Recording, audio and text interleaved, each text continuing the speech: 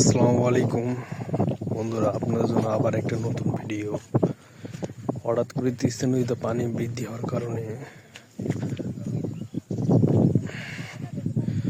অনেক মানুষের আবাদি ফসল বাদাম এই পানিতে ডুবে যাইতেছে। অনেক মানুষের ক্ষতি হইতেছে, অনেক মানুষের ভুট্টা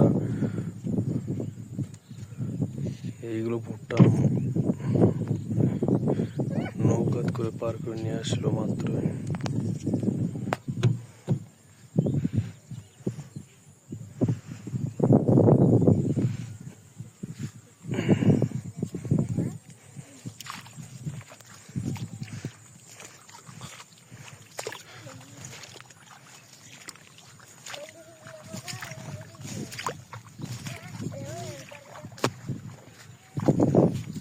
এটা নদীর পানি ঢুকতেছে, এগুলা এই নদীর পানি এগুলো চরের ভিতরে ঢুকতেছে।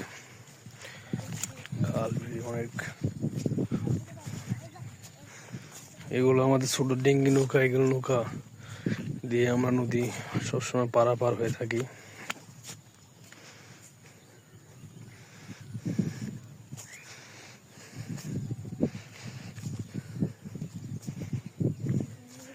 ভুট্টানো হয় নাই,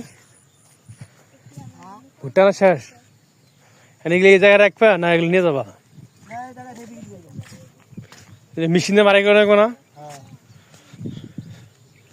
মেশিন কি কি হিসেবে এগুলো ভাই মেশিন ই করে আপনার? কয়জন মাটির ভুট্টা কিভাবে বুঝবো? অনেক সময় কম বেশি হয় না এরকম না? না যে ভুট্টা অনেক সময় মিথ্যা তো না, যে আড়াই 2 দিন মাটি বা 2.5 দিন মাটির ভুট্টা কমে যায় ভাই 2 দিন মাটি, তখন ওরা ওরা ওরা বুঝে না, না ভুট্টা মাপ দেয় ওরা।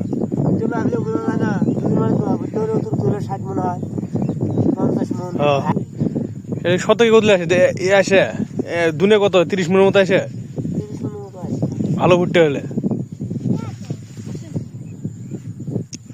খাওয়া দাওয়া করছে সকাল সেই দিন এই জায়গা দেখবেন যে ভুট্টা শুকেছে নাকি ভাই? শুকনো ভুট্টা বৃষ্টিতে ভিজছে মনে হয় না? হ্যাঁ, ভুট্টার ঝনঝনে শব্দ শোনা যাইতেছে।